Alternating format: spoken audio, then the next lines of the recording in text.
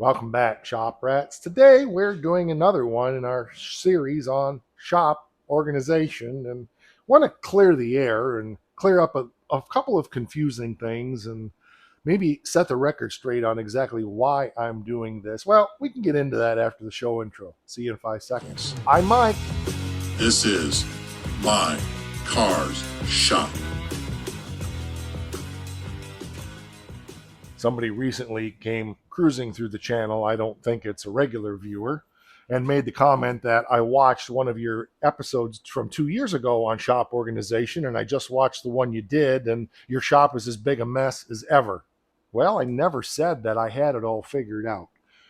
I've been sharing the process. First of all, 2 years ago, my headspace was completely different about cleaning and organizing the shop. However, the things that I implemented back then are still things that I'm following through on and still things that I'm consistently maintaining. But I want to clear something up right now, and that is that shop organization isn't about what it looks like as much as it is about how it functions. And I think that's the first thing we need to set straight, is that it may not look better for a long time as you're taking the little bite philosophy. I'm slowly making progress here on what things look like, but that's not as important to me. Not saying it's not important, but it's not as important to me as it is about being able to function more efficiently in the shop. If you want to see a shop that's a show place, this is not the place to be. This is a functioning shop. I turn out huge amounts of work every single week here, and things can be rather chaotic as I'm bouncing one from one project to another. What I am finding is the little bites of organization that I've been implementing are making a difference in my efficiency. For example, the container concept that we talked about just recently on an episode really is making a difference. And now that I've been using that container, I discovered a little bigger one that I want to put in place of this one. I have another place I'm going to put that one. But how easy is it to pick this up and go around and put the tools back on the tool board and put the tools back over in the toolbox once everything's in one place? I can do that with one motion. This is pretty typical of what my toolbox usually looks like, and I'm working on it. But that's the thing I want to say is, again, if you're looking for somebody who's got it all figured out, this is not the place to come. I'm sharing little bite by little bite what I'm learning, and more importantly, what I'm able to maintain and what I'm able to carry forward in the shop. So, for example, this area is kind of chaotic, and I'm going to take care of that, and I'm going to implement the container concept right here, or maybe even right here now that I understand. I've always kept this tray down on the side of my box. I don't want to pick it up because it'll knock this off, but because it always ends up just getting piled up with crap. So the easiest solution for that is don't use it. However, if I move this stuff into a container and eventually get it put away, I know, but my point is the container is sitting there and everything goes in the container. That kind of gives me limits on when I know it's time to put things back and kind of reset here in the shop. That's the thing about a container, is it contains. If it's no longer containing, that tells you it's time to stop and go back, clear the container out, put things away, and start over again. And so far, that flow has been working pretty well for me. If you look at the tool board here, there are a couple things that are out of place. But for the most part, the tools are where they belong. And I've been doing this now for a couple of years. This is successful because I know if there's a tool missing that I can go looking for it. In the last episode, we talked about the 3/4 wrench being missing. I knew where it was, and throughout the week as I was out and about doing other things, I just went and grabbed it out of the trunk of the car and put it back in here on the tool board.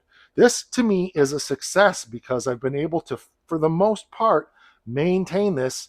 And more importantly, it's not just the visual, it's the fact that I know if I need a 1/2 inch wrench, there's two of them hanging back here. There's normally two 7/16. I'm not sure where that one is, but we'll find it. My ratchets are here. My basic sockets are here. There's one socket missing. I know where that's at. I just actually set that on the toolbox. You can see how quickly my mind grabs onto where things are because of this visual thing. I'm missing my 3/4 inch impact. That one I'm puzzled about. I don't know where that one went.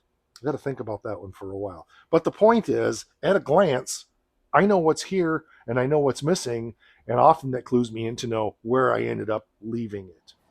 And I really think that is the most important thing with organization is if you're able to keep it up, if you're able to maintain it, if it's working for you, then you're on to what works for you. That's kind of redundant. I'll say that again. That's kind of redundant. But that's the key to this is we're all different. And there are like 3 or 4 different kinds of personalities and organizational styles. And maybe someday I'll get into that. Maybe someday I won't. Um, but what we talked about in the last episode was paying attention to what's working for you, paying attention to what you naturally do, and then finding ways to meet yourself there rather than trying to bully yourself into following some other organizational style that is not natural to you at all. So I'm going to take a couple minutes and this real quick because I have the container over there to deal with yet. And I'll be right back with more thoughts. And just like that, 5 minutes, everything's put back in its place.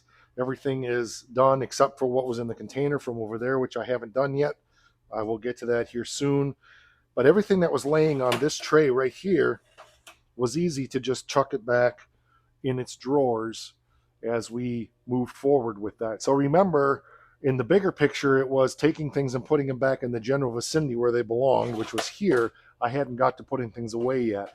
But as I thought about the container concept and I realized if I open this up and I put a container here, I'll be able to get in the toolbox drawers without constantly knocking stuff on the floor and cussing and spitting and everything else that goes with that. And once this gets full, then I know I need to deal with it because the point of the container is it becomes a trigger to say, all right, stop, take 5 minutes and put that stuff away. This feels a whole lot more manageable than a pile of stuff there. And if you feel good about it, if it feels manageable, you're more likely to do it. So again, what we naturally tend to do is like this screw bit that goes in my screw gun. In the past, I would have just chucked that on the bench. But now that I have a container, it's like a game of basketball, I suppose, and it goes in the container. And just like that, it's easy to deal with the stuff that's in the container. You're not wrong for how you think and for how you function. But it has been wrong for people to try to shove their style down your throat because you've spent a lot of time, maybe spent a lot of time feeling guilty and just defeated and defective, like you're just a pig, you're just not disciplined, you're lazy, all of those things. And there's a lot more of us that feel that way. I'm starting to see from the comments on this series, a lot of people are in the same boat. And if it comes naturally to you, and if you're a natural organizer, if you're a needy, if you're needy, not needy, if you're a neat person, if you're a neatnik, and you just naturally do that, oh, that's awesome. I think that's great. But a large percentage of us have spent our whole lives with our head hanging down, being embarrassed. We don't even want anybody to come in our garage or our shop because it's such a train wreck of a place, or we've just completely given up and said, screw it. Why bother? I'm never going to have a clean shop.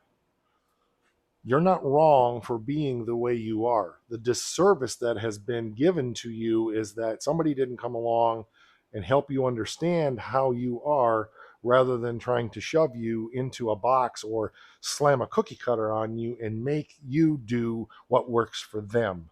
Finding what works for you is what matters. My buddy Mark and I have talked some about one of the times when he comes up here. He's much more of a natural clean, neat, organized kind of person than I am. And we've talked about the two of us just sitting down and kind of batting back and forth. He's helped me try to get a hold on this shop more than once, and I appreciate his willingness to come up and just donate his time to try to help me get a handle on things.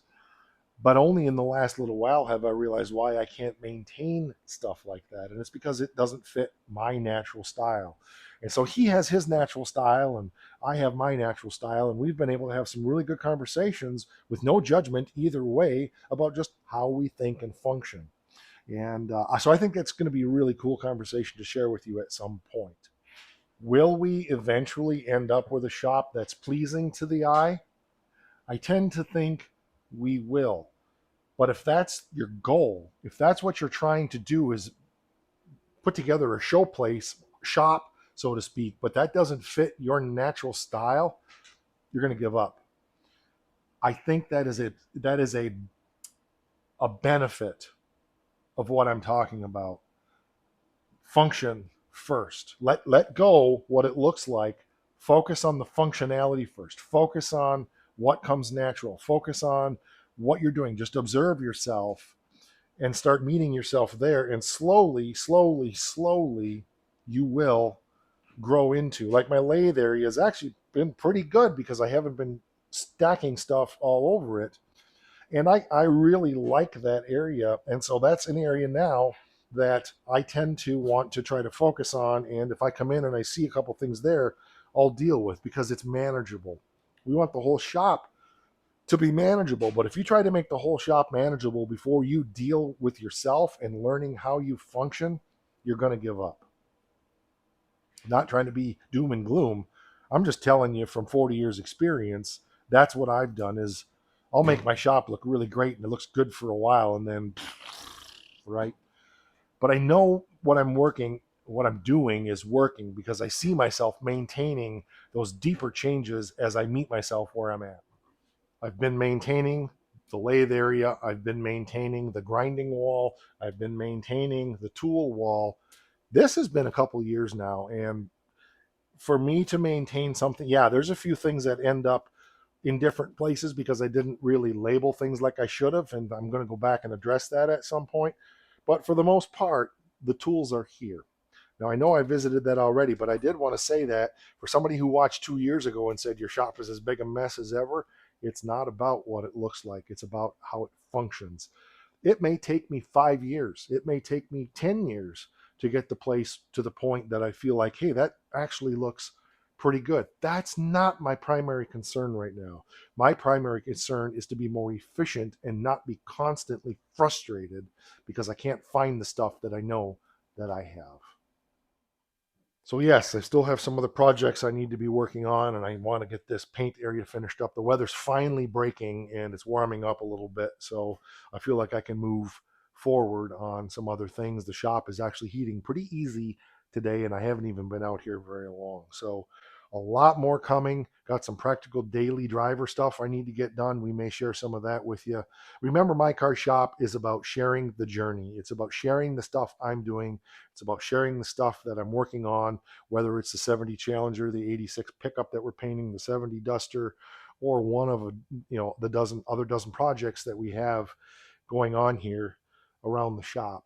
And I'm also sharing very transparently and authentically my journey on trying to get a handle on making things function more efficiently here in the shop. Drop your comments down there. You guys have had good things to say about this series. I'm trying to put one of these out once every 3 or 4 weeks. I don't want it to become dominating the channel. Um, but like I said, what I was doing 2 years ago, I'm maintaining. It may not look like it, but there's function and there's form that's coming here as I just take things one bite at a time. And that's what it's all about. Make it fun and you'll get it done. We will catch you on the next one.